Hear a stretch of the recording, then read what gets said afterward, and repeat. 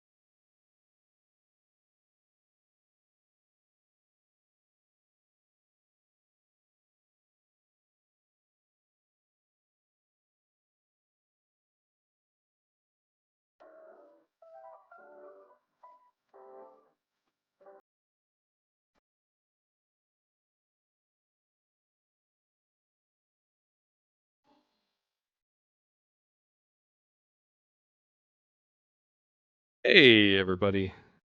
Welcome to Show Me the Meaning 2.0. This is Wisecrack's movie podcast. We said that we weren't going to shout the title anymore. But you want Austin to, and don't I- you?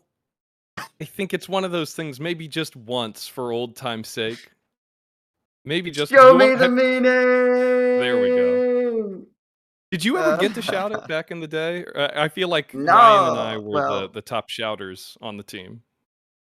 Yeah, I didn't get just much noting from the shouting chat privileges. for you guys, and don't worry, I'll shut up in a few minutes when we really get cooking.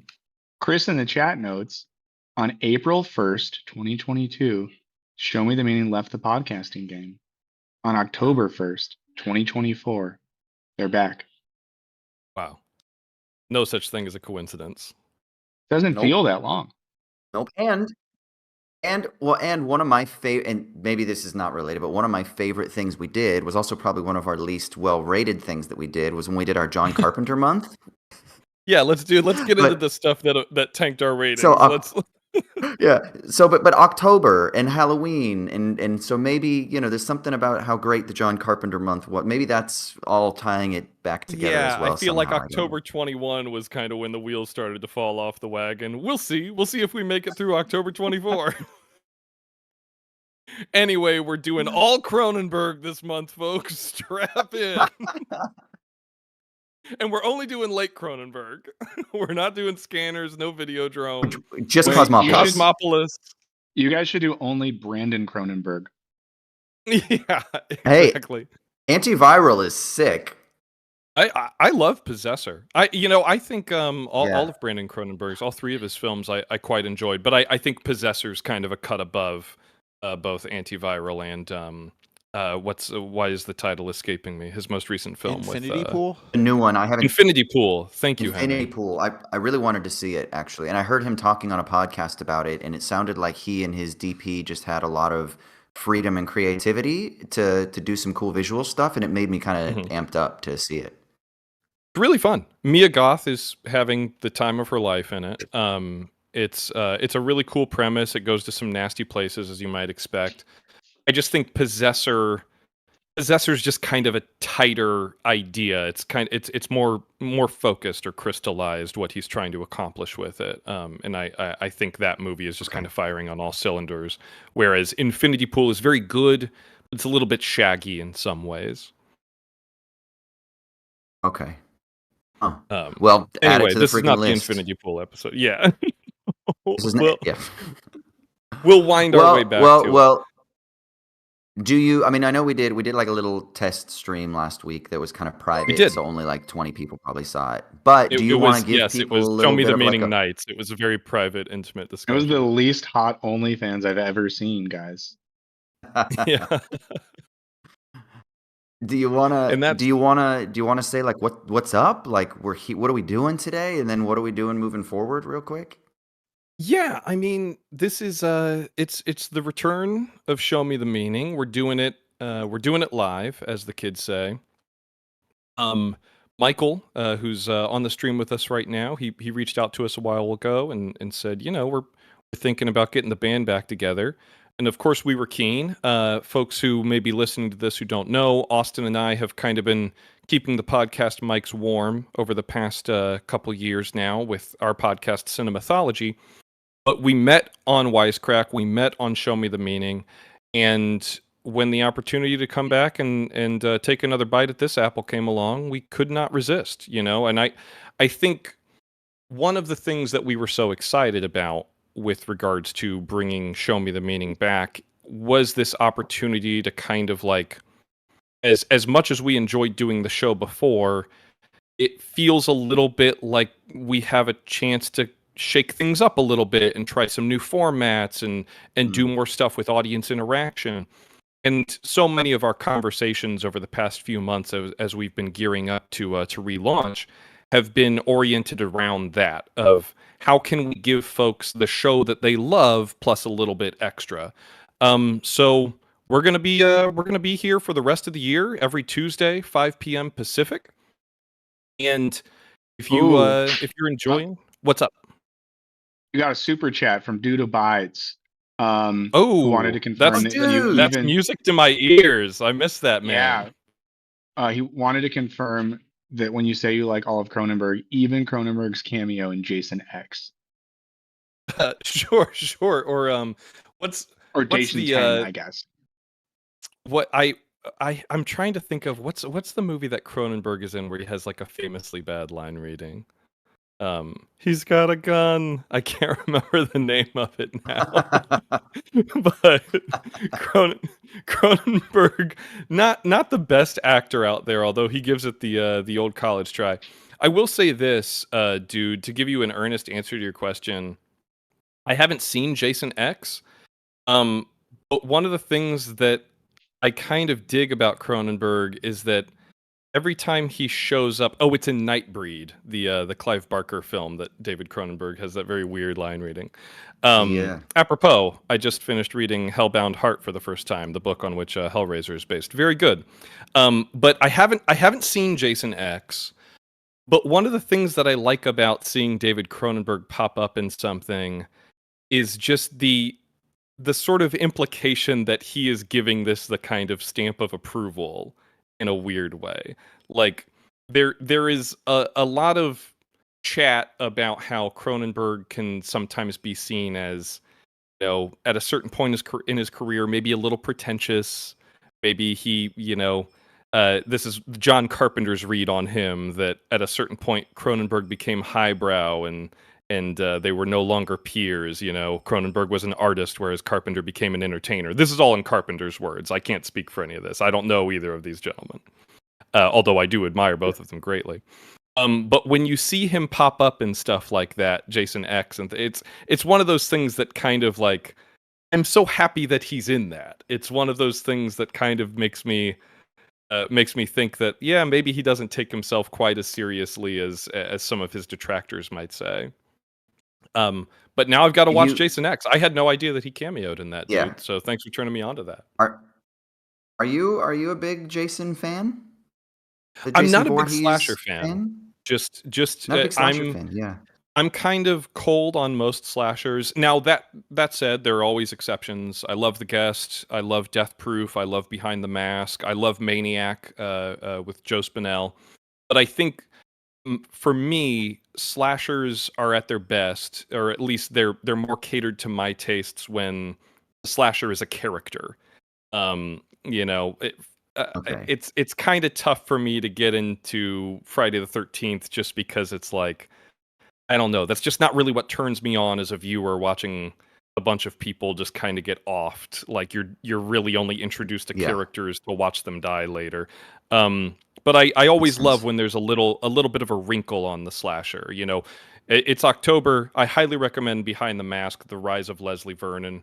If folks haven't seen that, it's like a comedic mockumentary deconstruction of the slasher, where a film crew is following a Jason Voorhees style serial killer around while he's planning his big movie style kills. Very, very funny and just phenomenal autumnal vibes if you're looking for that sort of thing this month. So yeah, I haven't gotten to Jason X. I honestly don't think I've gotten past the third one, where a relic of its age. You watch Friday the 13th Part 3 or 3D. As it was stylized on the poster, and there's so much 2D footage of people like juggling balls into the camera, like to goose the 3D audience and stuff like that. Just weird. I appreciate it for that, you know, the weird little relics of it. But I've never gone a deep dive into that series. What I about wonder, you? Are you a slasher boy, Austin? Well, here's the thing. I wasn't when I was younger, but then I went through like a horror film education with a friend of mine who was like forcing me to watch every horror film possible, and so I kind of like developed a taste for it, and I do enjoy it. And I think the reason I enjoy it, weirdly enough, and I'm going to make this tie into our main topic, just so at least we can tease what our main topic is for today. Michael, that's music to Michael's ears. I mean, listen. But what I'm just sitting here thinking, like, I'm gonna let Austin get through this anecdote, and then I'm gonna be like, in a cool way, but in a cool way, I'm gonna be like, okay, guys, let's get into it. Let's get into it. But no, what I love about it is I love the idea of like a summer camp where you're out, you know, in the woods, or like a summer camping trip, or like kids, you know, enjoying their freedom away from the restrictions of society and shit like that, and then all hell breaks loose. There's something fun about that kind of film for me. So I think that's why I think there's something exciting about that element that I like. And like, so a guy that I used to train in jiu-jitsu with actually was a Jason in one of the films. Derek Mears is his name. Oh, and I think Mears. it might be Jason X. Yeah. He's been in a ton of stuff. A ton of stuff, yeah. And I think he only did, not the last one, but maybe like one of the ones before that or something, but it was one from a handful of years ago.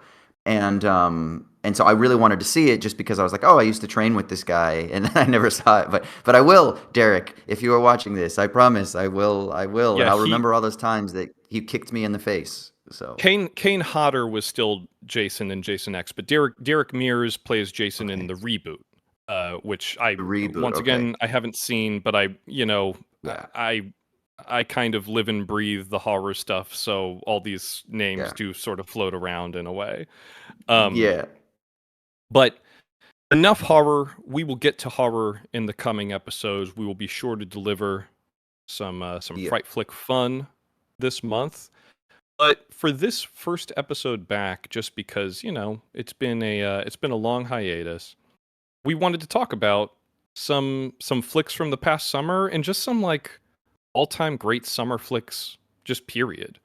Austin, I don't know if you have a list or anything like that. I've got a list of movies I really enjoyed from this year, as well as, you know, what really says summer for me. You know, it's more than just the movie takes place during summer. Like you said, with summer slashers, there's kind of there's an atmosphere to it that you sort of want to soak into. But as we are discussing this, I think Henry, I'm not 100% sure, but our engineer Henry is going to be putting a poll in the YouTube chat. We got a few movies from this past summer. If I'm not mistaken, they are Furiosa, I Saw the TV Glow. What else do we have up there? Challengers and Rebel Ridge. Thank you, Henry, for the assist there. We're putting up a poll. And like we said before, this is one of the things we're excited about with this new iteration of the show, is just getting opportunities for more audience participation. You guys vote on what you want to hear us cover next week. Vote. Yeah. You know, if you want us to come out strong for Furiosa, at least I know that I will. You know, maybe give that movie the respect that it didn't get at the box office. But I liked all 4 of those movies. I don't know. Have you seen all 4 of those, or will you have to play catch up if one of them gets chosen?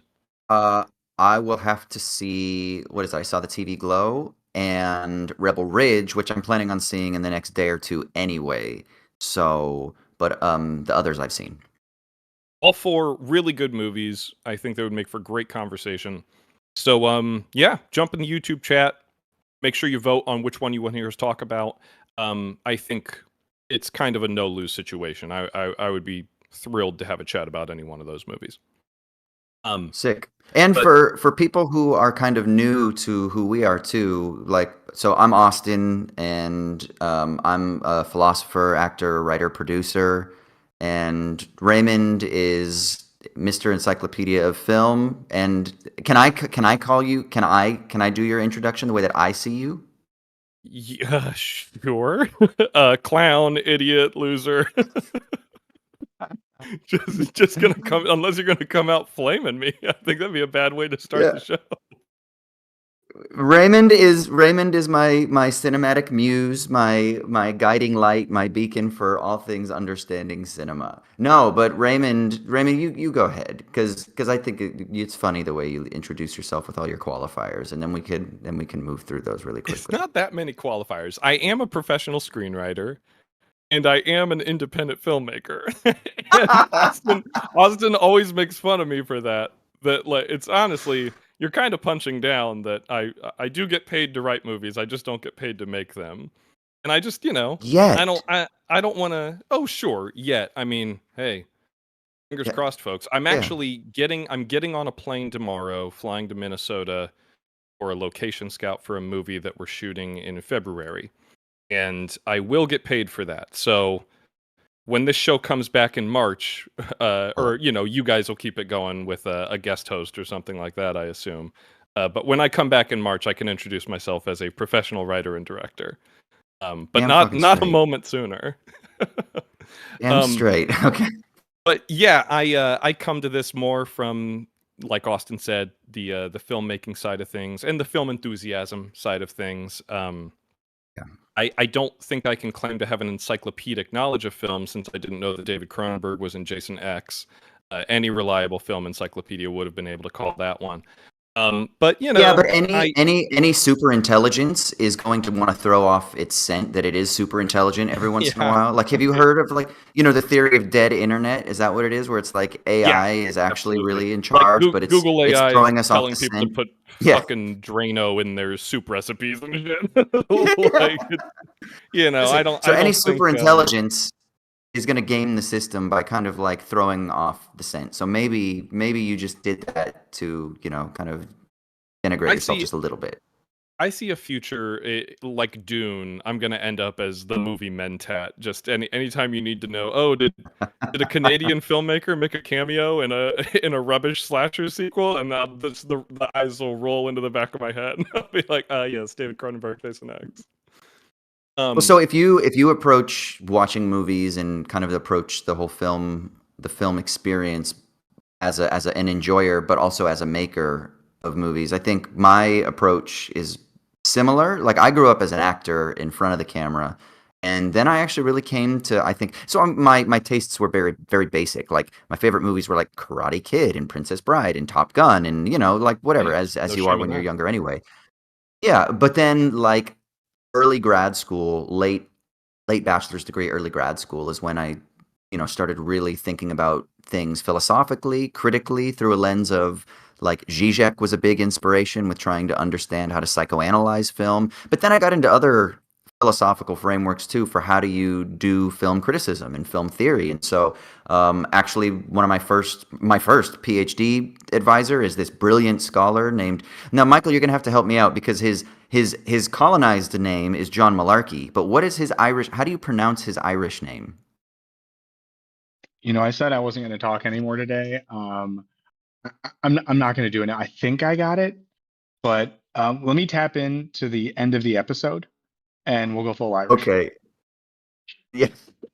All right, everyone, stick around for the full Irish. John Malarkey is his English name, and it's like John Mallorca or something along those lines. And but anyway, he wrote a brilliant book, and he's a brilliant scholar on like the philosophy of film. And so I'm really interested in how it is that we can view films as cultural artifacts that tell us about society and about the epoch in which we live, and that tell us about ourselves as like one of the main vehicles for how we tell the stories about ourselves, you know. um so that's my interest in film. And then also I am a producer, professional producer, I guess I'm allowed to say, right, Raymond, if we're qualifying it based on if you get paid for it. But that is my job, my day job. And then so I also am I have like the business side that you kind of have to play the game, even though I wouldn't say I love the business side, whereas I love the craft side and I love the philosophical side. And the business side is just something you just have to learn how to do, which you're always learning as the business changes and stuff like that. But so that's where I come at film from that perspective. Um, Sorry about that, folks. I was just having my dog evicted from the living room. She has missed the So Show Me the Meaning audience so much. so today what's gonna be different real quick before we get into like summer movies, the main topic of today. What's gonna be different about this moving forward? Because I know previously, like, we always had a film, and we would try to announce the film beforehand, and we would always have a singular film every single week. We're gonna do that sometimes, but it's gonna be also a little bit different. We're gonna, like Raymond said, we're gonna do a lot more like user involved, user generated stuff. We want you to be integrally involved in everything. So please comment away, sound off. We're going to be running polls all the time. We're going to be building a canon, which Raymond can tell you about. And so we're going to kind of like mix the format up a little bit. Yeah, dude? Yeah, absolutely. Like I referenced before, we're going to be doing that poll during this stream. Hopefully those votes are streaming in right now. And next week, whichever movie wins that poll, we'll have more of a traditional Show Me the Meaning episode surrounding that, where it's just one movie, one conversation, maybe throw a mailbag at the end of it. So hit us up with mailbag questions and things like that for future episodes. Excuse me. But in addition to that, we're going to keep mixing things up. We're going to do episodes like today, where we pick a broader topic of, something like, what movies did you see this past summer? Maybe that's a little bit generic, but we just wanted a fun one to restart things on. But we also talked about doing weird stuff like a movie cage match, where Austin and I both pick a movie and we come on and we argue about them, and then we throw it to the audience to decide which one, as I like to say, rides into the gates of Valhalla. God, I got Mad Max on the brain. And just other things like that, mailbags, Q&As. We might be doing some movie drafts and things like that, having some guests on to spice things up a little bit. And just, I think, not only taking mailbag questions and polling, taking people's temperature, voting for movies and things like that, but if we get a great subject thrown out by an audience member that could sustain an hour and a half long conversation and we could really go deep on, there's there's really no limit on what we want to try to do with this. We want to do, like I said, some of the old with some of the new, and just kind of see what y'all respond to. If you guys really like one format over the other, maybe we'll do a bit more of that in the future. But if you are tuning into this and you're hoping to get those deep dives on individual movies, don't worry, we'll still be doing that semi-regularly. And we also do it semi-regularly over on Cinemathology. Austin and I do that show together. So that is also playing a little bit of a part in influencing the shape of this show, is that we just didn't want to feel like we were doing the same thing every single time we got on the mic. We want to try some new things, incorporate the audience a little bit more. And as Michael has been really helpful in kind of instructing us throughout this process, as we're building this new Wisecrack 2 channel, really not just finding our feet as a podcast, but helping establish Wisecrack 2 as its own kind of brand. It's going to be more movie-centric. We're going to be doing, in addition to the podcast, they're going to be doing video essays on that channel that are related to movies and TV and what have you. And I think this is just a really great opportunity, kind of on the ground floor, for all of us to be able to build something together. And when I say all of us, I don't just mean the folks at Wisecrack, but the folks who are listening. The audience who supports these channels, having this opportunity to build something together that has that Wisecrack feeling, but still can kind of do its own thing and shape and mold and like I said, just try new stuff. I think that's what we're most excited about with this whole process. But we've put it off long enough, Austin. I know you're over there frantically trying to cobble together your list because you didn't do your homework before today. Well, Let's I get have into it. I will say one thing. I have one movie that for some reason when someone says a summer movie, I think it's a childhood experience. I'll save it for later. But when someone says like summer movie, I immediately go to like a certain blockbuster film because I had such an amazing experience as like a teen or preteen or however the fuck old I was.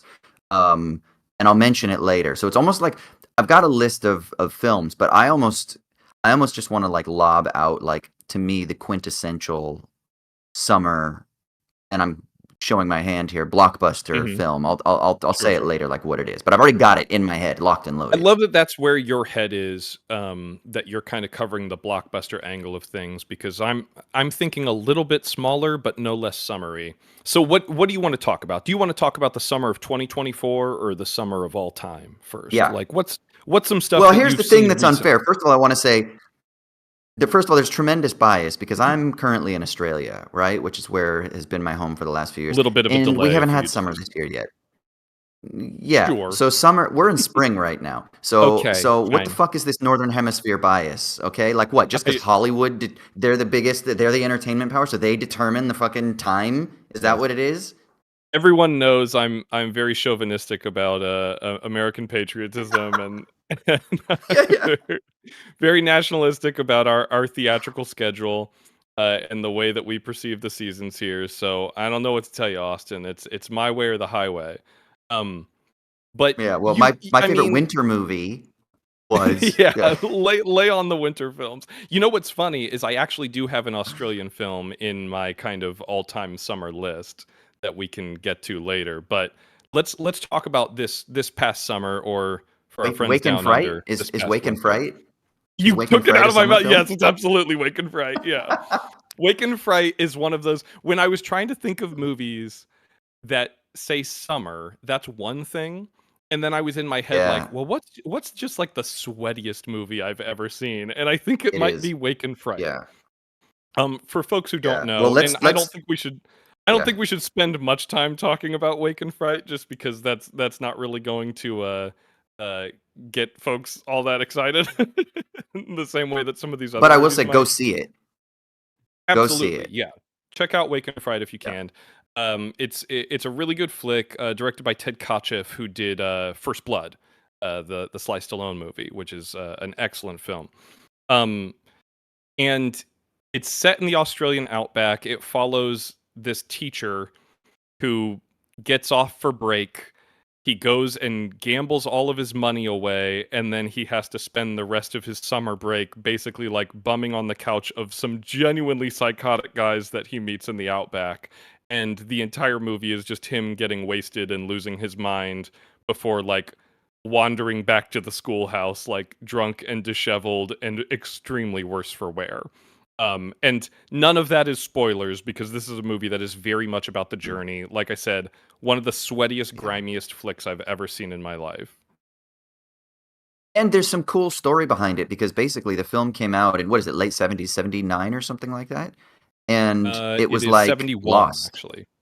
71. Oh, okay. Oh, early 70s. Okay. It was like lost to time. Like it premiered, it played, it got like great coverage and reviews and things like that. And then basically the film stock was lost and for like 30 years or something like that. And then and you have to help me because the lore that I have in my mind is that like basically someone was doing a house renovation or something like that and they found this closet filled with all of these film reels and these canisters and like this film happened to be in there and then they did a re-release and it played Can and stuff like that. Yeah. Is that the There was appropriate a story? restoration of Is it that done right? by Alamo Drafthouse, in fact. Excuse me. I don't know 100% about the story of its rediscovery, but that's very, very common for movies. Back in the day where films were archived on film, sometimes like the only known living print of something will just like, I think they found the complete metropolis in someone's attic in Brazil. Like there's just it's Yeah. just one of those kind of weird relics of the analog age when we think of art as kind of existing in the digital space, and we'll kind of get into some of this stuff later, in fact. With the advent of digitization and streaming and what have you, we rarely think of art as belonging on like a tablet. And I don't mean like an e-reader, like a stone tablet, like Yeah. these are genuine artifacts of our lives and of our history, and sometimes they just go missing. Um, Especially, and like I said, I don't think we should get too down the rabbit hole on Wake and Fright. But movies like that are just kind of like independently produced and probably never played outside of Australia. And are very, very niche and kind of extreme in some of the stuff that they're depicting. Movies like that, they would go missing all the time. I mean, hell, in the silent era, when folks didn't really know what movies were as a concept, they were considered kind of disposable in the same way that theater is sort of like an ephemeral experience that you would go and see a Yeah. play. You wouldn't take a play home with you. Like how many times do you read about like, oh, I went to see Olivier's Hamlet, or I got to see whoever's Hamlet, or whatever. Right. Right. Like Right. there's a draw and an allure to that every time you go to the theater, it's going to be a little bit different.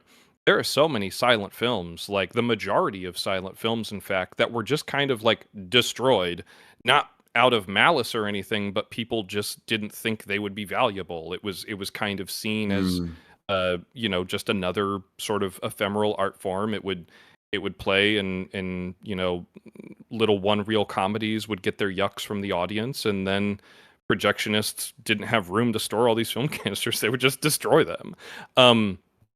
So it's a real shame, so much of film history has kind of been forgotten to time. And frankly, we're kind of, Austin, you referenced the sort of dead internet theory. We may be approaching another weird sort of cultural dark age, just insofar as like how brittle the infrastructure for archival is now, where so many movies don't exist in a physical space at all. They only exist as ones and zeros on a server. Like, it's one of those things that does scare me about, like, there are a lot of reasons to be, a little bit anxious about the future, but with regards to the appreciation and archival of art, I think we're in a very precarious position for a lot of movies. But Mm. that is enough for Wake and Fright Corner, and we will make a regular Well, segment of well, that. We'll talk Wake and Fright I, at I least will. once a week. I will loop. Yeah, I will loop this into the topic because to me, summer films can't be thought of without going to the theater. Like to me, the quintessential summer viewing experience is going to the theater. And of course, not everyone can do that. The movie theater is stupid expensive now, but that's why go find an indie film house near you that does like student night or cheap Tuesdays or cheap Thursdays. And like we have this amazing theater here that it's like $20 for a yearly membership, and they do cheap Tuesdays, and it's like $7 a ticket. Like there's a movie theater up the coast that is every theater all the time, or every show all the time is $10 cash. They only do cash. Like yeah, like find those places. Those are the gems that we need to keep supporting, but there's something about going to the theater, and I think I've seen a couple of these films that we're going to talk about today, like from home. Matter of fact, Wake and Fright is a film I've actually never seen in the theater, right? But Sure. there's something about going to the movie theater, getting fucking popcorn, getting some sweets. I'm a big Red Vine fan, as Raymond will remember from previous Yeah, sickening. competitions that we had run. Absolutely sickening. I love, For those who aren't in the know, I on love, I Cinemythology, love Red Vines. we had, I'm gonna keep this brief. We had a movie snacks draft, and Austin had like a really, I think you had, it wasn't the First, first I had pick first choice. overall. Did you have, no, you didn't have the first pick I chose overall, Red did Vines. you? Oh Yeah, my god. He takes red vines with his first pick, which you yeah. honestly could have picked up on injured reserve. Like you did not need to go that hard for red vines Hey, right out of the in gate. my circle, red vines are a scarce commodity, so you got to snatch them up while they're on offer. But like they Well, don't even do that here in Australia. Here you get your popcorn and you get like a little bag of chocolates or something like that. And nowadays I'm not a soda drinker, but when I go to the theater, I have a Coke Zero. And you mhm. go to the movie and you watch something amazing. And so I'll just start off by saying my Yeah, let's get favorite to it. movie that I have seen over the last few months, and no BS, over the last few years, and it's a small film. So it's not even one of the big ones yet. We'll get into the Furiosas and the Challengers and the Sure. the, the Hitman and Inside Out. So we'll get into that in a minute. But it's Kneecap. Kneecap is this little indie Irish film that it won an audience award at Sundance, and it's had like a limited theatrical release, and I think it's streaming in some places.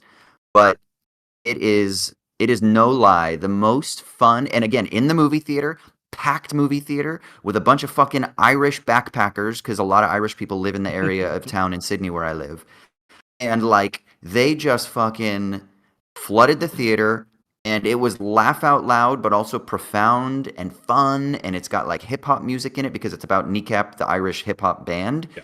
and they actually They all star in like it and they're play brilliant. themselves and yeah. That's right, and it's like semi autobiographical, I guess, and I mean, or pretty autobiographical actually, but like there's obviously some fictional flourishes taken, but it was amazing, absolutely amazing, and I think again seeing it in the theater is what enhanced the experience. And And yeah, and I think to me that's quintessential for a summer viewing experience. So that's like the first they did thing a that really got me. Yeah. and they were doing a great press tour as well, just kind of like talking about the background of their music, some of the meaning. Um, a lot of them, a lot of their lyrics are in Gaelic. Kind of explaining some aspects of their native language and things like that. Yeah, I haven't seen the movie yet, but I have seen a lot of the interviews that they've been doing, and I've been listening to some of their music, and I'm very very excited to see the movie. Michael, I know you were a fan of that one, right? You got a chance to see that? Listen, I'm trying not to, Michael's not allowed to talk. It's talk. it's your show. I'm not. I was told I wasn't allowed. Um, but yes, I if that movie was very much designed for someone like me to get really excited about it. Yeah, I need to check it out. I just looked it up as well, and it is currently available to rent on YouTube, on Amazon, on iTunes. So if you want to check that out, which I definitely need to, it's available to rent now. Yeah. Um, you know, some of my favorite movies from this summer are the ones that we have in the poll. And to run those down again, I saw Cool. the TV Glow, Challengers, Furiosa, Rebel Ridge. That might be 4 out of my top 5, not just of the summer, but of the year. Like, I really enjoyed all 4 Wow. of those flicks. The Okay, other can we talk movie about Furiosa then? Well, just real well, quick. hold on Okay. 1 second, Yeah, yeah, because I get I wanna okay. just throw out my indie darling of the summer, which was playing in festivals last year. It wasn't until her extraordinary performance in Killers of the Flower Moon got so much recognition that Mm. the Lily Gladstone starring film Fancy Dance, directed by Erica Tremblay, finally got a limited theatrical release as well as distribution, I think, on Apple Plus. Um, Fancy Dance, this great movie about a woman played by Lily Gladstone whose sister goes missing. And this is unfortunately a very common thing for missing and murdered Indigenous women. MMIW Mm. is kind of a tragic trend in America in reservation culture. That this is, you know, Indigenous women are more likely to be assaulted and kidnapped and by orders of magnitude over white women. And it's a film that's kind of confronting that unfortunate aspect of I don't know what to call it, American culture, sadly. But Mm. she's a woman who is taking care of her niece in the absence of her sister, whom they're holding out hope will kind of return home.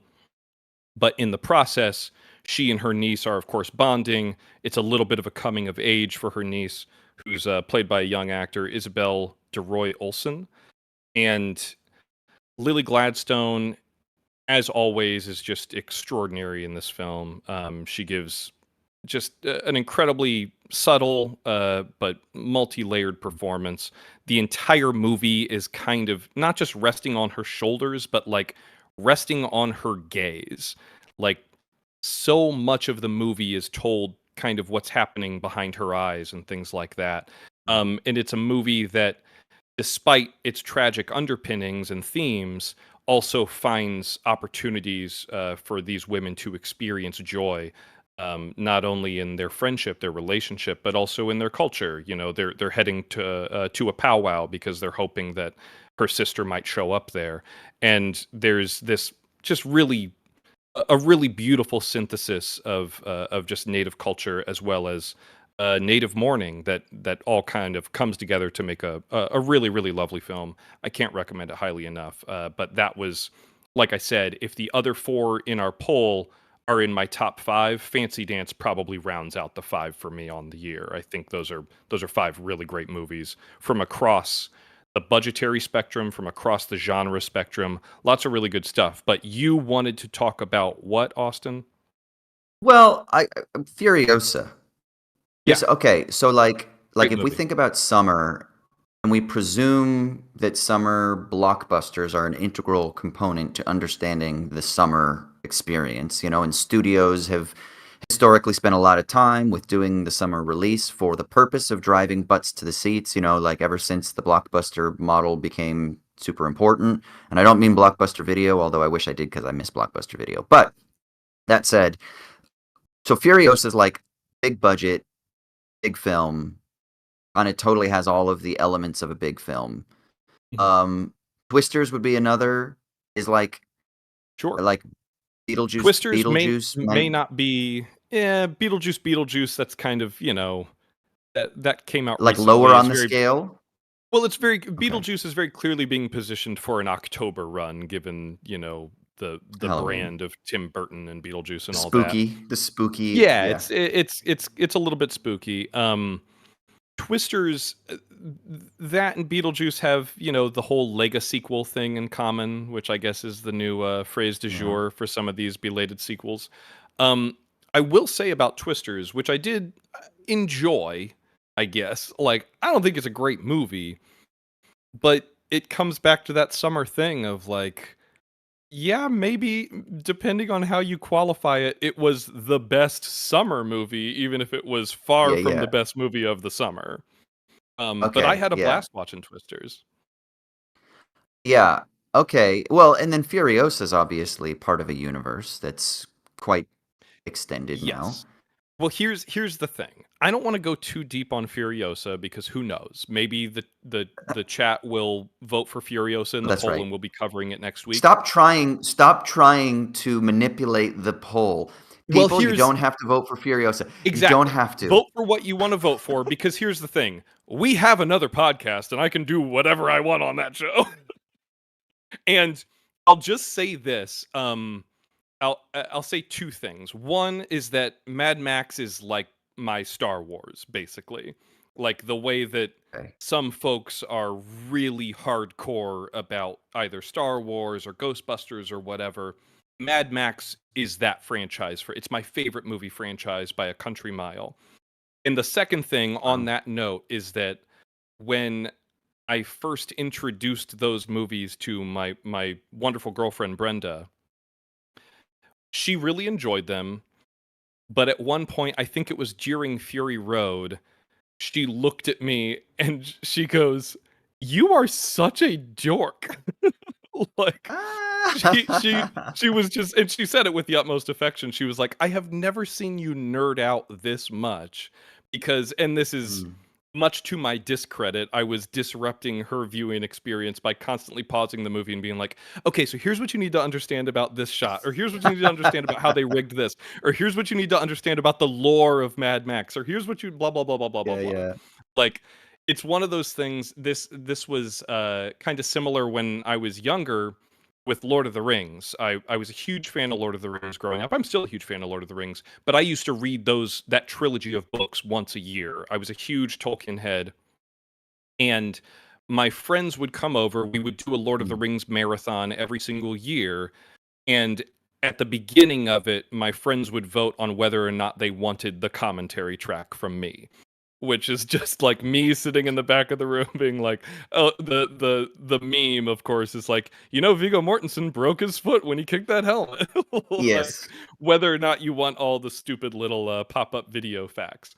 So it's one of those things where like I care a lot about movies. I generally try to maintain an air of respect and silence during a flick, or if not silence, at least Not Mad like Max films. not disruption. But I am such a fucking nerd for the Mad Max movies that I cannot help. I want people to love those movies as much as I love them.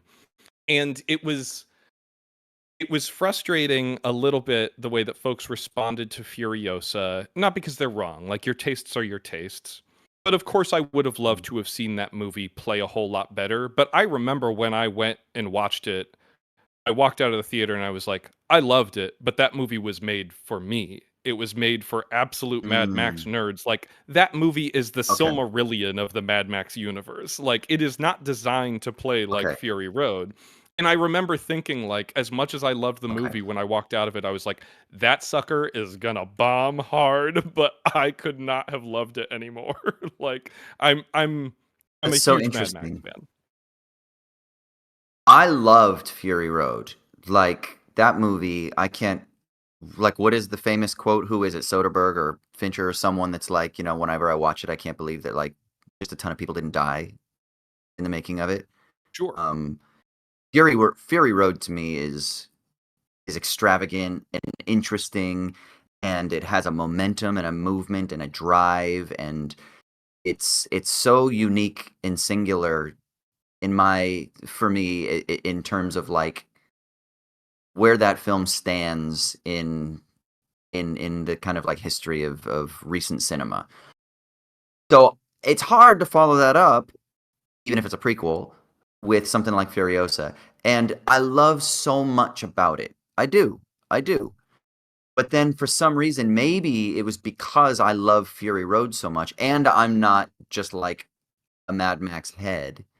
Maybe for some reason that's why something just didn't fully work for me entirely. Like, the visuals are amazing, the performances are great. Like, Chris Hemsworth is having the fucking time of his life, which I just love to see when an actor can just go and lean hard into their character, as heavy as that, and pull it off. And there's a lot of amazing supporting characters in it as well, and I think there's something interesting in it, but I don't know. There was just something that I couldn't connect all the pieces together, and it felt just a tiny bit flat for me. Like, not even bad. Like, it's still good.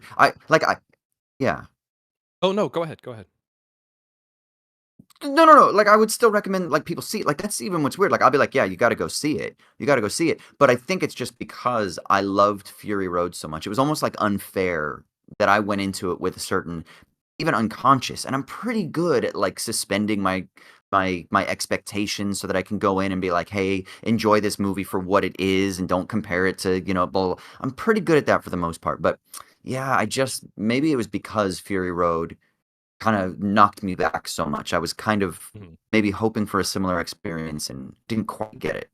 Furiosa. That surprises me a little bit coming from you, just because I feel like the project of Furiosa is kind of designed to hit you in the head, right? It's this, and I don't mean that in terms of like a lack of subtlety, although no one would really accuse that film of being subtle. But I feel like the stuff that Furiosa is doing, and this is not, once again, not to chum the waters for next week, vote for what you want to vote for. But like all Mad Max movies, Furiosa is about the nature of mythology. How it is seeded, how it is nurtured, and how it blooms, and then how it takes on a life of its own. And in much the same way that Road Warrior is a sequel and remake to Mad Max, and Thunderdome is a sequel and remake to both of them, and Fury Road is a sequel and remake to all three of them, Furiosa is basically George Miller saying, like, well, we know all the different mythologies of Max. We know they make a point of that in Road Warrior and Thunderdome. I'm just on my Mad Max shit now. Everyone leave me alone. In Road Warrior and Thunderdome, they have the framing narration at the end where one of the secondary characters from the film explains that because of Max's sacrifice, they were able to go to this corner of the continent or that corner of the continent, and they were able to reflourish and recreate society. And they do it essentially not in Max's image, but in the idea of Max's image. And Furiosa is essentially giving you the opening trilogy. It's not just a prequel to Fury Road. It is Furiosa's entire trilogy of mythologies that have gone to see different corners of the world in much the same way that the first 3 Max movies went and seeded different corners of the world. And in addition to that, it is an atlas as well as an appendix for the entire universe. And in that way, because I can't imagine that George Miller is going to get an opportunity to make another Mad Max movie, considering the box office failure of Furiosa, to me, it feels like him going through chapter by chapter and saying every last thing that he wanted to say about this universe and these characters, in addition to giving you a kind of skeleton key or Rosetta Stone for answering any future questions that you may have about the world or the mythology. And that, to me, seems like it is so perfectly pitched at the Austin Haydens of the world. Like that kind of like weird, cerebral, deconstructive aspect of it. Yeah. Even within the text of Furiosa, there's one point in narration where they admit that, like, this could all be a myth. Like, there's one point where it goes, that might have been how it happened. Or some people say this is how it happened. And some people say this is how it happened. I don't want to spoil Furiosa for any folks who haven't seen it. But that's kind of the whole point of the movie, is George Miller saying, like, look, we had some fun, we made some memories, but more than anything, we made a mythology. It has these places, these ideas, these archetypes, and you can, in much the same way that he did with the first 4 movies, you can repeat and double down and remix all of those elements in any way that you want, but fundamentally the song remains the same, that a reluctant hero did right by his fellow man, and it changed their lives for the better. And there's something just so beautiful and elegant about that. And that's Furiosa's entire project, is just being like, no, this isn't Fury Road. It's all 4 of them. It's just through the lens, or rather from the perspective of a different person in a different corner of this world. I love the Mad Max movies so much. So then why do you think it did fall flat? Like, why do you think that it kind of bombed at the box office? Like, It's not this Fury is Road. a movie. I mean, like, and it's just not Yeah. Fury Road. Like, because here's the thing. Road Warrior did well. Like, all those movies did pretty well, but the expectations of a movie back in 1982, when Road Warrior showed up stateside, were very, very different than the expectations of a movie, especially an action adventure film, in 2014 when Fury Road came out. I think it was 2014 or 2015. So it's just that, like, when you see a trailer for a thing kind of like $100 million or whatever, like you know, and they made the same mistake with 3,000 Years of Longing, which is similar to a lot of George Miller movies about mythology and the stories that we tell ourselves to create ideas of ourselves.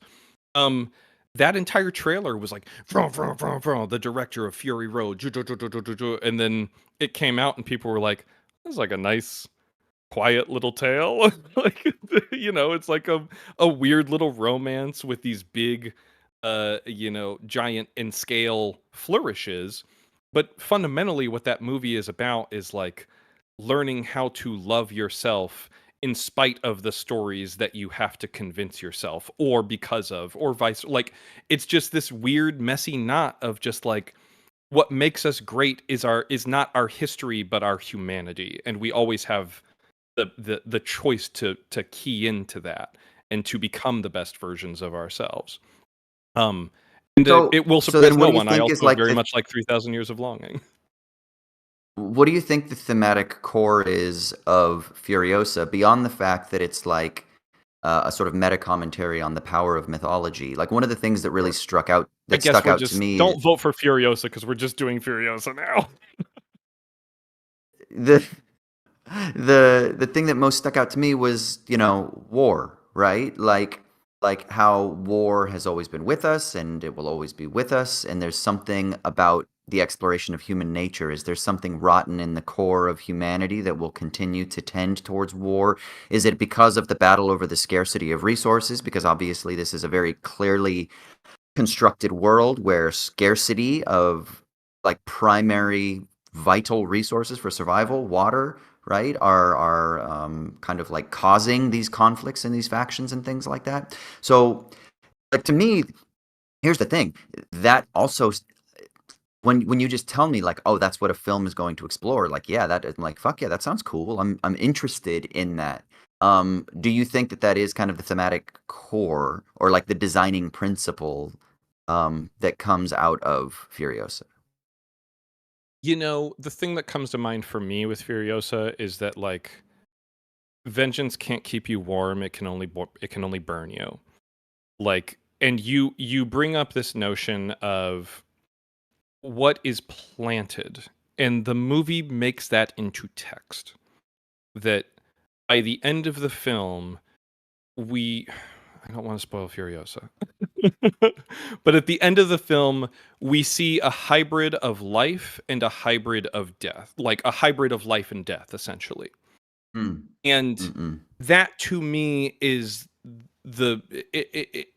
all the shit that I talk about, like, oh, it's mythology, it's this, it's three prequels at once, it's also a sequel, and we like the thing for me that the movie is ultimately getting at is just that, like, no, this way lies madness. This way lies death.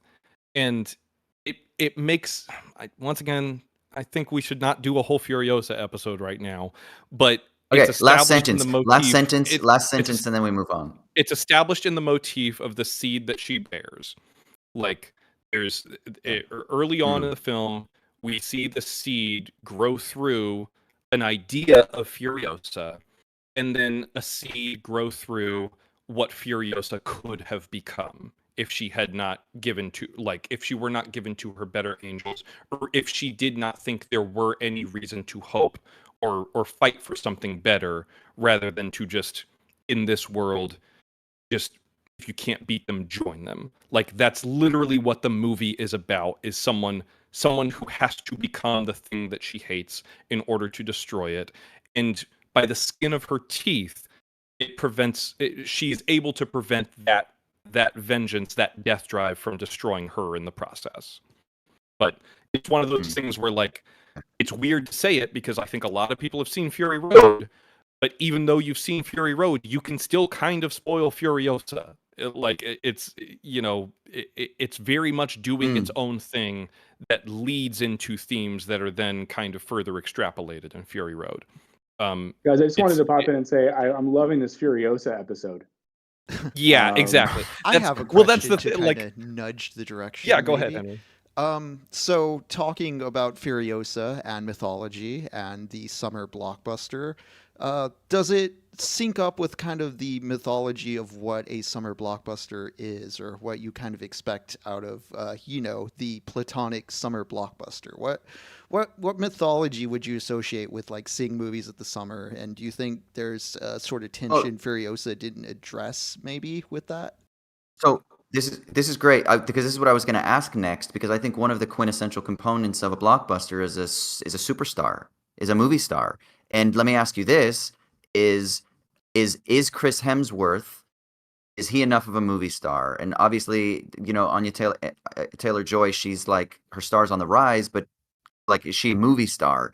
And then what do you think about like Hitman and Twisters? Have they proven that Glenn Powell is a movie star? And do we have like is there a possibility for movie stars? Because to me, when I think of a summer blockbuster, and I'll just throw this out, I think of like Independence Day as like Will Smith, movie star, big blockbuster, like when that's kind of what I in my mind when you say, what's like a summer blockbuster, I'm like Independence Day is like something fun, it's candy. It doesn't always have to be deep and profound. Of course, there are many interesting themes that you can still extract from it, but it's like a star vehicle, you know? Yeah. So that's one of the things that is central to me. And then maybe does Furiosa not have that? And and there's been so much talk about like the death of the movie star with like Tom Cruise being the lone survivor. Do you think that someone like Glenn Powell is a movie star? Yes, I do, and I'm very enthusiastic about the future of his career. I do think that, he's maybe laying it on a little thick. Like he's made no secret of the fact that he's kind of modeling his career after Tom Cruise. Tom Cruise is something of a mentor for him. But Mm. I think he has the goods. Like I think he's a very charming on-screen presence. I can say every time he's in Twisters, he and his crew, great cast of character actors on his team, like Brandon Perea and Sasha Lane and Tunde Adebimpe are all on his like storm chasing crew. The movie should have just been about them, and then Daisy Edgar Jones is maybe like she has to pair up with these like weirdos. Just like put us These in that Cowboys. Yeah. because I don't think that would be too much of a good thing. I think that would be kind of closer to what makes the original Twister work so well, is just like put some That's great right. character actors in an RV and just let them pinball off of each other. Um, every time he shows up in his tight white shirt, in his cowboy hat, like that's a movie star. He's Mm. got the juice. Here's the thing about Chris Hemsworth. We are coming off of an entire generation, like a lost generation of movie stars, where these guys who are legitimately great. I think Chris Hemsworth is so good in Furiosa. He's so good in Ghostbusters. He's so good in Black Hat. He's great in Bad Times at the El Royale. He has a really good dramatic turn in Rush opposite Daniel Bruhl. But all of these movies kind of flopped. And I think, Mm. you can't put the same kind of read on any one of those movies. Like they're all different types of movies trying to Mm. appeal to different types of audiences. But he's consistently very good in all of them. Here's the thing about the last, like, I don't know, 15 years of Hollywood studio filmmaking is that, like, they made stars out of characters, right? Thor and Iron Man and fucking Captain America, all these guys are movie stars. Chris Hemsworth, Chris Evans, Robert Downey Jr., like maybe Robert Downey Jr. still has some of that juice just left over from the 90s and stuff. Like, I want to be clear, I'm not bad-mouthing any. I think they're all great actors, but like Yeah. ask Robert Downey Jr. how Dolittle did. Like that's a movie that was very much designed around like, oh, Robert Downey Jr. is a movie star. You want to see him fucking talk to animals? And everyone's like, no, we want to see him shoot repulsor beams out of his hands. So I do think there is kind of a weird way in which audiences were very much conditioned to see these guys in one very specific light, and that's kind of the Marvel machine. Like they sort of got, the best years of what would have been their movie stardom taken from them playing one role. Now, to be clear, all those guys made a lot of money, got really Interesting. famous. Like I'm not weeping for any of them. Like, and I think they'll all have very good careers ahead of them now that the wheels are kind of falling off the wagon with Marvel, or at the very least they've all kind of made their exits from it. But if you look at the choices that they've made outside of Marvel, I think they've all, with, like, give or take an Oppenheimer, Robert Downey Jr. had some major flops with Dolittle and The Judge, and Chris Evans did a little bit of dramatic flexing with that movie Gifted, which is like similar to The Judge, just kind of like a quiet little character drama. That's the kind of thing that maybe would have gotten made in the 90s. But that's the thing, is like these guys they missed their chance to be in like the prime of their movie stardom opposite, the hot young gal on the rise in like a snappy rom-com or whatever. Like they didn't get to build that Tom Cruise career. They didn't get to build a Matt Damon career. Those guys who were able to do like, I have an action movie or an action franchise, and now I have my Jerry Maguire, and now I have like this, that, or the other. Like you kind of need to sort of make something that appeals to every quadrant. You need your kids film, you need your kindergarten cops, in addition to your twins, in addition to your Last Action Hero. Well, that was a bomb. I was about to say, has Arnold Schwarzenegger made any action movies? I don't know.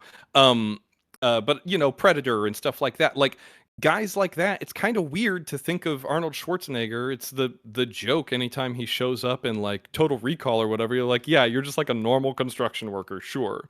But like there was a time in the film industry where stars were positioned very, very deliberately in a way that would expand their reach, expand their audience, so that you could count on kids who watched Kindergarten Cop or Batman Forever to keep coming to Arnold Schwarzenegger movies as they got older and could finally get into an R-rated action picture. Okay. Like this is great. Let me ask. Okay, so the philosopher Jean-Paul Sartre. For all you French speakers out Welcome there, back you to can Show do Me it the much better Meaning. than I Here can. we go. Sartre.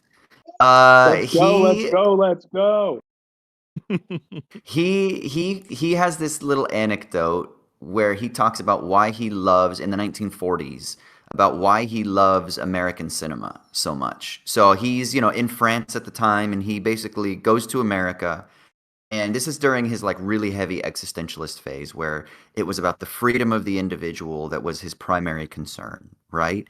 And so he goes to America and he has this really interesting experience, and he writes about like why he loves American cinema so much. And he talks about how him and his partner, lover slash collaborator slash also brilliant philosopher in her own right, Simone de Beauvoir, why they love American cinema is because up on the screen of American cinema, what you got, counter to what you had in France at the time, were these larger than life figures that seemed like they could do anything.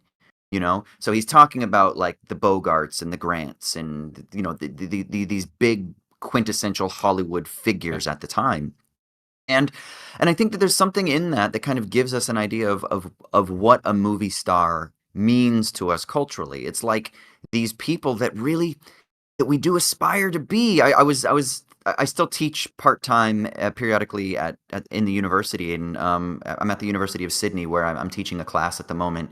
And I was having a catch up with a colleague of mine who's like a Lacan psychoanalyst, critical theorist expert. And he was saying something like, he's like, it's so amazing to be involved in the performing arts. He's like, because the act of being a performing artist, you get to be the thing that you would aspire to want to be, that you're not otherwise. And there's something interesting in that. And I've talked about this with other actors before, and there's all kinds of different approaches, but there's something about being able to access as an actor, like parts of you that you're not, so that you can fully express that and embody that on a screen in the pursuit of creating a character that is then translated to an audience that isn't able to actually be that, but they're able to live through that, either the best of themselves or the worst of themselves. But whatever it is, it's a heightened version of the human experience. And it's something that can give us an opportunity to transcend the mundane humdrum experiences of life, even in like really stripped back character dramas, or even in like mumblecore films. Like there's still something transcendent about the character on screen. And so what I wonder is, I kind of got this sense with a couple viewing experiences recently where I felt like the actors on screen were natural and present and in the moment and full, but I didn't get that sense of transcendent. I didn't get that sense that was like, oh my God, like this person is a god or something like that. Whereas I do think that someone like Glenn Powell, maybe that's the it thing that he has. Or even in the original Twister, like Helen Hunt, she is so fucking Bill Paxton, who's like an everyman. He's not like an Great Bill Adonis like Paxton. Glenn Powell is, but there's something transcendent about him in the performance. And I wonder if is it I think that there are trends in acting theory that are also kind of like moving us in a different direction. I think there are trends in how casting is done now with like with like really wanting sort of understated naturalistic types of performances and actors. And but I'm wondering is there something missing in the big transcending figures? And maybe that's I why like, I might love it from a naturalistic perspective as somebody who loves naturalistic performances, but that audiences aren't getting as drawn to it because they're not getting like taken on a ride. Whereas the superheroes, the reason they were so fucking magnetic is because they took people on a ride to a world and to an experience that was beyond reality. Well, here's the thing, man. I like what you're saying, but we are in a moment right now where the pendulum is, in my opinion, I think starting to swing back a little bit. Not just with regards to the size and scale of films that people are really responding to, or at least not exclusively responding to, but I think a really big trend that is affecting this is that there is a young crop of talent. Zendaya, Glenn Powell, pretty much anyone in Dune Part 2, Florence Pugh, Austin Butler, Timothy Austin Butler, Chalamet, yeah. How do you feel about Anya Pattinson? Taylor-Joy. Robert Pattinson is doing some really great, interesting work. He's someone who's doing kind of quietly doing something similar to Tom Cruise, where he's like, yeah, let me go and do the Batman franchise, or in Tom Cruise's case, the Mission Impossible franchise, because that gives me the clout and the freedom to do whatever the hell else I want to do. But Yeah. he's also Henry. He's maybe like half a generation older than a lot of these actors I'm talking about. But funny enough, he and Kristen Stewart, who both got pretty bad notices for the Twilight franchise, I think have become sort of the two of the best actors of their generation. The thing I was going to say though about this crop of actors who's really really showing up right now is that they are, I think they kind of see the franchise thing, at least the Marvel thing, as a little bit of a poison chalice. Like it's tough to ignore like what happens to Brie Larson. She wins an Oscar, then she commits to doing 8 Marvel movies, and then all of a sudden she kind of, she's fine in those, and I always love seeing her in anything. I think she's a phenomenal actor, but her schedule gets so bound up and people start to associate her with that franchise and that character, and all of a sudden she can't really disappear into Yeah. certain roles the way that she wants to. Michael B. Jordan is another example of this, who has the Creed franchise, which I think is like 3 for 3 really solid movies, and he's going to be able to sort of branch out of that and do other interesting stuff. He's got that movie with Ryan Coogler coming up, they're reteaming, which I'm very excited about. So all that to say, I think there are a lot of young actors who, even just 5 years ago, would have gotten caught up in the Marvel system. But instead, Timothy Chalamet will do like, yeah, I'll sign on for a couple of Dune movies, and those go really well. Or, once again, I'll go and find my family flick with a Wonka prequel that I don't think anyone, even at their highest of expectations, I don't think Warner Brothers was planning on doing. And now we're going to do a whole Wonka universe, right? Like, it doesn't become that kind of double-edged sword where it's like you become a victim of your own success. I think a lot of these young actors have been very, very smart about not only building their careers, but building them slowly. And picking projects well and doing stuff that is going to be, even if it does have mass appeal the way that the Dune movies have proven themselves to, like, you got to remember the last time someone took a crack at Dune on the big screen, it was a notorious flop. So even when he signed up for that, it was more just like, hey, I want to work with Denis Villeneuve. He's clearly a talented filmmaker, Right. and maybe the time is right for a new take on this material. I'm not crazy about Dune Part. I haven't seen Dune Part 2, but you can't deny that has a different kind of personality than a lot of your Marvel or Star Wars picks. The other thing too, just anecdotally, Austin, when I went and saw Challengers, Mm. great turnout, great audience. It was maybe like 80 or 90% full. This was one of my most anticipated movies of the year, because I love a good, Well, an hot, interesting young, interesting marketing star-driven picture. campaign. Well, interesting marketing campaign too, that so much of it was just driven on like a threesome, right? Yeah, I Which mean, is they sold which the is movie really, really well for what is that's ultimately yeah, like a really complex character drama where exactly. sports serve as a metaphor, and all of that is being prepared by Luca Guadagnino, who is, I think, a phenomenal director, kind of an auteur. And when I went to Challengers with my friend Amanda, we get there, we sit down, we settle in. I'm really excited, just not just for that movie, but for that kind of movie being on the big screen and getting this kind of turnout from an audience.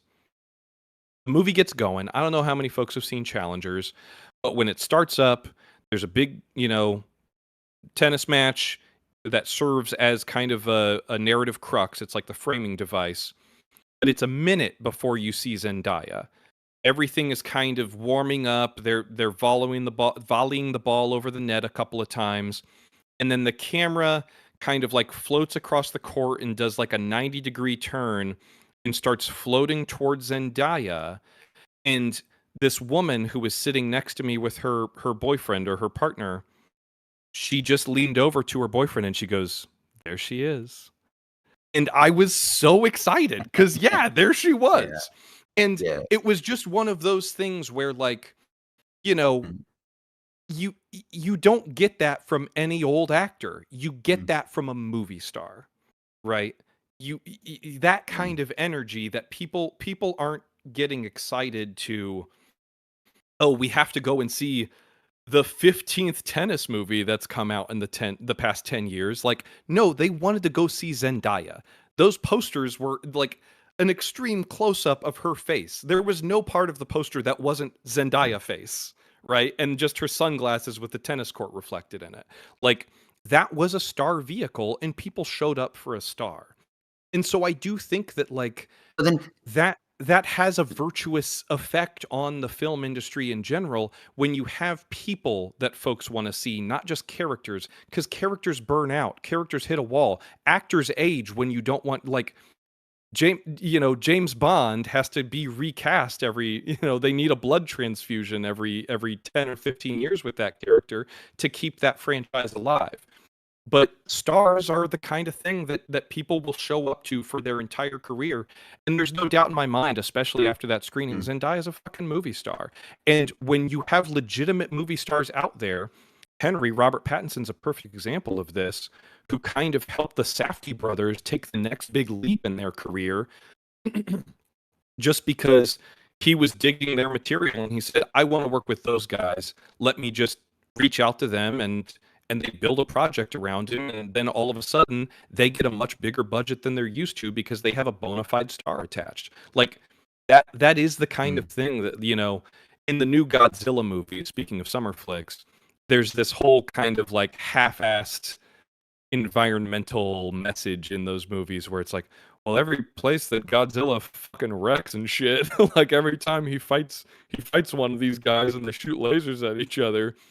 Yeah, it knocks down all the buildings, but then like immediately a bunch of grass and flowers like flourish. It like his radioactivity is like good radioactivity. It like replenishes the Yeah, yeah. environment. He's kind of this like this sort of cleansing fire in the most recent conception.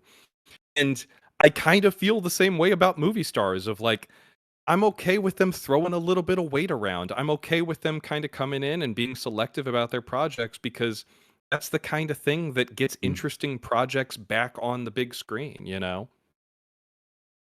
It's interesting. Then it makes me wonder. So, if the difference between someone like a Hemsworth, who has been so encrusted into the character of Thor, and maybe even like Robert Downey Jr., who's been so encrusted into Marvel guy, to the point where he might not be able to have like a huge box office hit I outside of think the universe, once but as soon again, as he comes back, Robert Downey Jr. still had some residual star power from his career before Iron Man. Of course, he just had the Oscar from Oppenheimer, and I think Robert Downey Jr.'s play going forward is like, yeah, he'll do the occasional blockbuster, there's no doubt, but he'll also do these weird kind of prestige things. He just did that HBO miniseries, The Sympathizer, with Park Chan-wook. Like, it's that kind of thing where, like, Downey Jr. kind of gets grandfathered in a little bit, but you have to remember the majority of not just American audiences, but global audiences were introduced to Chris Hemsworth as Thor. And I think he's a great actor. I think he's making a very deliberate effort to try and carve a name for himself doing his own thing outside of the MCU.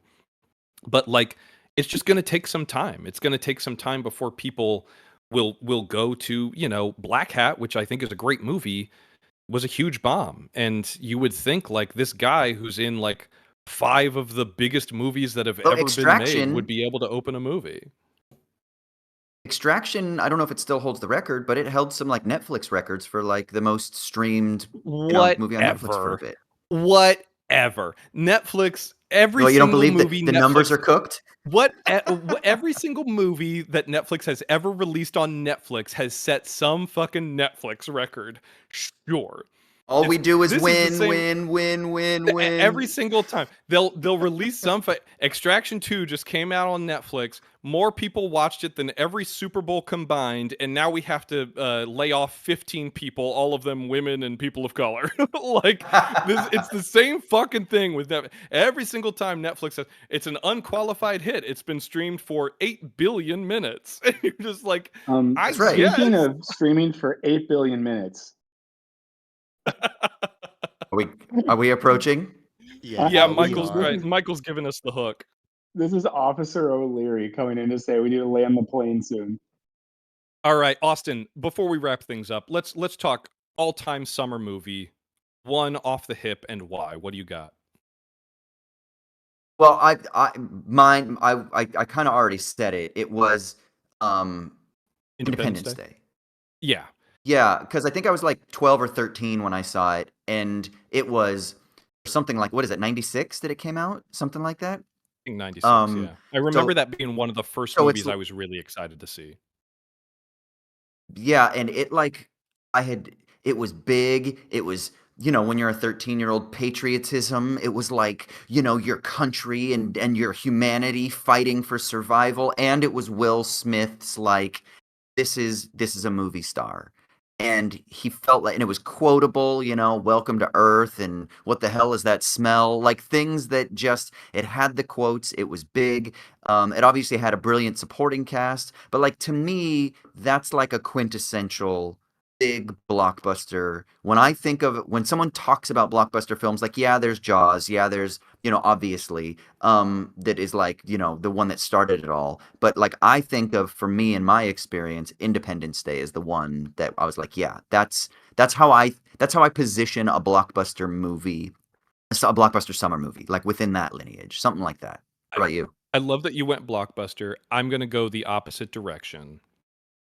Because in addition to wanting to see a big movie on a big screen in the summer, you also want to see a nice slumber party movie on the small screen too, right? And for me, this came up when I started brainstorming summer movies, and I just couldn't get it out of my head. It's not the best movie that we've talked about. It may in fact be the worst movie we've talked about today. But to me, one of the quintessential summer movies is The Sandlot. Like that's Oh yeah. that's a movie Okay. you can watch 100 times, Yes. and it's a great flick. I think just it's not only a movie that takes place in summer, it is a movie that is very much about summer, the potential of summer, that Yes. that transition stage where like it's got the coming of age aspect to it. It's got a little hint of nostalgia, but not so much that it curdles it, because ultimately what I think the movie is really kind of about is just making memories with your friends and being able to appreciate that and take that on to the next stage of your life. That movie is so much about the transition from the fun and fancy free kind of, childhood glory days to growing up, accepting some responsibility, and most importantly for Smalls, accountability. And like it's a great coming of age film. It's a great summer movie, and like I said, it's kind of the opposite of the big budget, big screen thing, but it's no less potent. I'm sure there are a lot of folks for whom The Sandlot really lives in their heart. You know what they call the Sandlot down under? They call it the Sandlot Kids. Okay.